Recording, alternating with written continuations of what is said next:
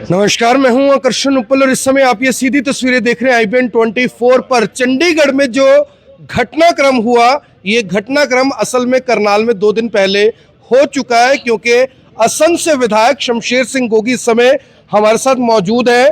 रविवार को जब मैंने इनका इंटरव्यू किया था तो इन्होंने एक बड़ा बयान दिया था। वो बयान एक बार आपको सुनवाते हैं, उसे सुन लीजिए। उसके बाद गोगी साहब से भी बात करते हैं कि इनके पास ये इनपुट, इनके पास ये रिपोर्ट आखिर आई कहां से थी। बड़े दुखी है बेचारा।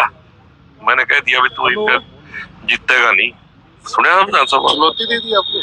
चुनौती नहीं, जो भी फाइनेंस मिनिस्टर बनता है हरियाणा में वो कभी दोबारा इलेक्शन जीते ही नहीं। ऑन रिकॉर्ड है।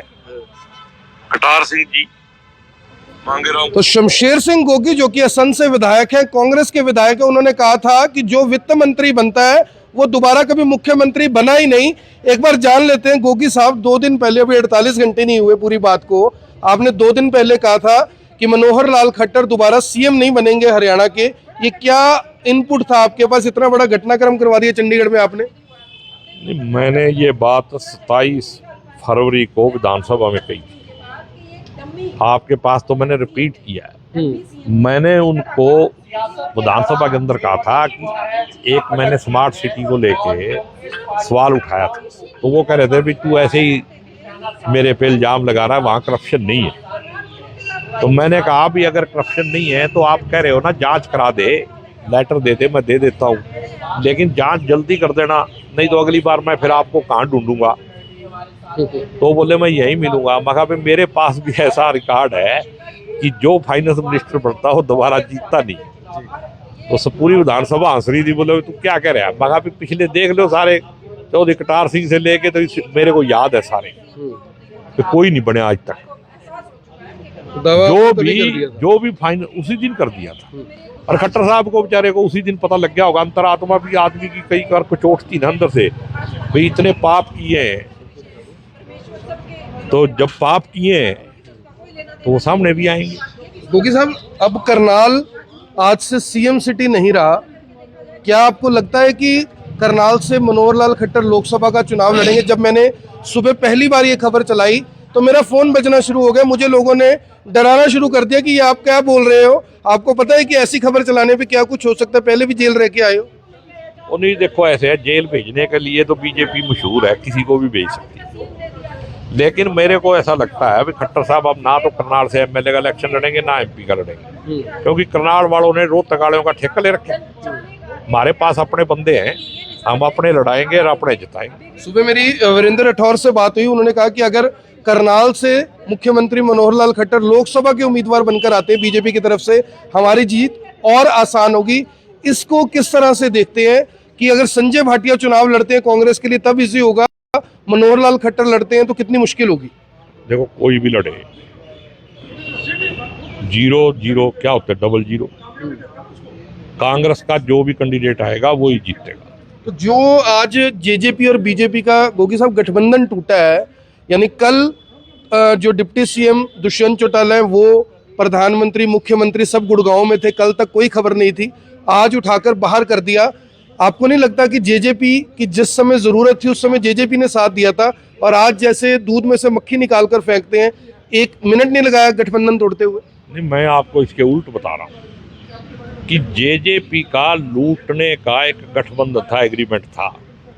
तो वो ये बताने गए थे दुष्यंत जी कि मेरा जितना टारगेट था वो पूरा हो गया है, अब मेरे को आप बाहर कर दिया। ये जो खबर आ रही है कि ये भी बात आ रही है कि जो विपक्ष है, कांग्रेस की बात ही कर रहा हूं मैं, अभी थोड़ी देर पहले दीपेंद्र हुड्डा का बयान आया कि लोग इस बहकावे में ना आए, ये भी बीजेपी की चाल है कि जेजेपी को अलग कर जो जाट वोट बैंक है उसको कहीं ना कहीं डिवाइड किया जाए।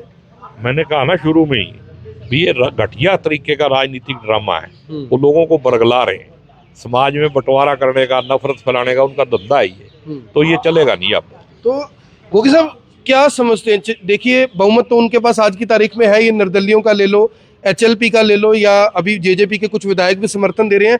क्या लग रहा है आपको ज्यादा यानी कि संभावना किसकी थी? अनिल विज को मुख्यमंत्री बनाना चाहिए था, या नायब सिंह सैनी अच्छा चेहरा है, या संजय भाटिया भी एक नाम हो सकता था?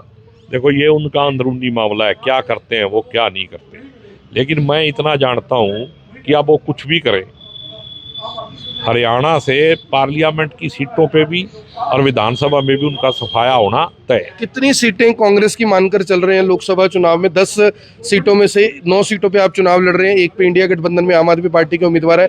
क्या लग रहा है आपको, कितनी सीट कांग्रेस आसानी से निकाल सकती है? इंडिया गठबंधन 10 की 10 सीट जीतेगा, कोई किसी तरह का शंका नहीं है। इसीलिए ये ड्रामे हो रहे हैं। अगर वो जीत रहे होते तो फिर ऐसे डूबते हुए जैसे पानी में हाथ मारते हैं ना, भाई तिनके का सहारा मिल जाए, तो तिनकियों का सहारा ढूंढ रहे हैं। तो हमारे साथ एक और शख्स हैं, करनाल से ही हैं, ओम प्रकाश सलूजा जी। सलूजा साहब, करनाल अब सीएम सिटी नहीं रहा, 9.5 साल सौभाग्य रहा करनाल के पास, कितने बदलाव हुए? क्या करनाल के लोगों को इस बात का दुख रहेगा कि अब करनाल सीएम सिटी नहीं बन पाएगा? मुख्यमंत्री मनोहर लाल खट्टर एक किस्म से मुख्यमंत्री पद छोड़ चुके हैं। कृष्ण जी, ऐसा है, सीएम जरूर करनाल के रहे, लेकिन करनाल के लिए कभी ऐसा हुआ नहीं कि वो सौभाग्य की बात लगे। करनाल के लोग छाती ठोक के कह सके कि हमारे यहाँ का चीफ मिनिस्टर है। यहाँ के जो लोग हैं छोटे छोटे कामों के लिए तरसते रहे, दर दर ठोकरे खाते रहे। या प्रॉपर्टी आईडी थी, जैसे राशन कार्ड का होता, और भी कई मुद्दे आप लोगों ने बहुत उठाए हैं। अगर यहाँ का सीएम सिटी होता तो घर बैठे लोगों के काम होते। लोग हताश, परेशान, डर के मारे अंदर बैठे रहे। आप खुद भुगतभोगी हैं। इन्होंने कैसे कैसे लोगों को बिना किसी वजह से है। इनके पास अलावा डराने के, अलावा करप्शन करने के 150 के कैमरे जिस शहर में लगे हों, 160 करोड़ के 160 करोड़ के, आप मानो कितने का एक कैमरा होता है। मैं तो मुख्यमंत्री जी से आग्रह करूंगा, एक निवेदन करूंगा, जो है कि 2200 करोड़ रुपया मैंने करनाल के विकास पे लाया, कृपया उस पर श्वेत पत्र जारी करें। वो 2200 करोड़ रुपया कहाँ लगा है? करनाल की जनता बड़ी, अगर वो रुपया करनाल में लगा होगा तो ये हम नहीं, उनकी पार्टी नहीं, उनको चुनावी प्रक्रिया है। केवल कुछ दिनों में लोकसभा के चुनाव होने वाले हैं, उसके बावजूद उसको इतनी बेदी से हटाया, तो आप ये समझो कि हाईकमान भी कितना तंग होगा उनसे। करनाल की जनता तो थी हाईकमान इतना तंग था कि उन्हें ऐन चुनाव के टाइम पे उनको बदला है। ये दर्शाता है कि भारतीय जनता पार्टी का जो इनर जो वो सर्वे करवाते हैं उसमें ये बुरी तरह पिछड़ रहे थे। भ्रष्टाचार के इन पे इल्जाम थे, भ्रष्टाचार को संरक्षण देते थे। मैं तो कहता हूँ भ्रष्टाचार के अकंठ में डूबकर जो अपने आप को कहे स्वच्छ, वही असली मगरमच्छ।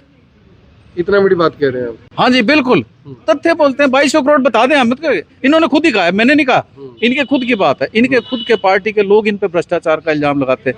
इनके पार्टी के लोग ही खुद कहते हैं इन्होंने इलेक्शन में जबरदस्ती करके जितवाया। हम नहीं कहते, इनके सांसद खुद कहते हैं भाई ये जो कॉलोनियां कट रही हैं उनके ऊपर मैं अपना जांच बिठाऊंगा। आज तो कुछ नहीं है। तो लोग तो त्रस्त ही थे, पार्टी को भी पता लग गया भाई इन्होंने पूरे प्रदेश का सत्यानाश कर दिया, भारतीय जनता पार्टी का भी। भारतीय जनता पार्टी तो कहीं थे ही नहीं, ना कोई आरएसएस था, केवल मनोहर लाल खट्टर। जिसको संरक्षण देते तो भ्रष्टाचार करता था, जिसको संरक्षण देते थे उसका ही दादागिरी चलती थी, और कुछ करनाल लिखा नहीं। आप स्वयं भुगत भोगिया, इस शहर के वासी कोई बता दे, हम तो हाथ जोड़ देंगे। बाकी इन्होंने किया, हम तो इनकी तारीफ करेंगे अगर लगा हो करनाल में 2200 करोड़ रुपया। शरेआम मंच पे कहेंगे कि इन्होंने बढ़िया किया, लेकिन वो बताएं तो 2200 करोड़ लगा कहाँ है? कहीं ना कहीं सवाल करनाल में जो पैसा खर्च किया गया उसको लेकर है, और जिस तरह से आज का बड़ा घटनाक्रम सामने आया है। कल मुख्यमंत्री मनोहर लाल खट्टर करनाल में थे। कई बड़े नेताओं को, चाहे पूर्व जो सीपीएस हैं, विधायक हैं असंध से, जिलेराम शर्मा, चाहे उनकी बात कर लें, या फिर और भी लोगों को जैसे बीजेपी ज्वाइन करवाई, उस समय तक ऐसी कोई खबर नहीं थी किसी को भी कि इतना बड़ा घटनाक्रम 24 घंटे बाद देखने को मिल सकता है। लेकिन जिस तरह से चंडीगढ़ में आज मुख्यमंत्री मनोहर लाल खट्टर इस्तीफा देते हैं, बीजेपी जेजेपी का गठबंधन टूटता है, नायब सिंह सैनी का नाम आगे बढ़ाया जाता है, अनिल विज नाराज होकर चले जाते हैं, ये अपने आप में दिखा रहा है, बता रहा है कि बहुमत चाहे बीजेपी के पास हो, लेकिन स्थिति और परिस्थितियां बीजेपी के अनुकूल फिलहाल दिखाई नहीं दे रही हैं। 10 सीटों पर लोकसभा का चुनाव होना है, कुछ ही दिन में इसका नोटिफिकेशन हो जाएगा। अब देखने वाली बात होगी कि हरियाणा में ये घटनाक्रम किस तरह से जनता के बीच जाएगा, क्योंकि ज्यादातर जो लोग हैं वो 50-50 का जो फाइट है वो बता रहे थे अधिकतर लोकसभा सीटों पे। लेकिन जब इस तरह का राजनीतिक घटनाक्रम होता है, मुख्यमंत्री इस्तीफा देते हैं, एक ऐसे चेहरे को जो विधायक नहीं है उसको उठाकर मुख्यमंत्री बना दिया जाता है, इस तरह के जब घटनाक्रम होते हैं तो लोगों के बीच में एक संशय का माहौल बनता है कि क्या इंटरनल सर्वे रिपोर्ट पार्टी के या सरकार के खिलाफ है, या क्या कारण रहे जिसके बाद इस तरह का फैसला हाईकमान को लेना पड़ा? क्योंकि मुख्यमंत्री इस्तीफा दे रहे हैं, बीजेपी जेजेपी का गठबंधन टूट रहा है, तो जाहिर तौर पर हरी झंडी ऊपर से दी गई है।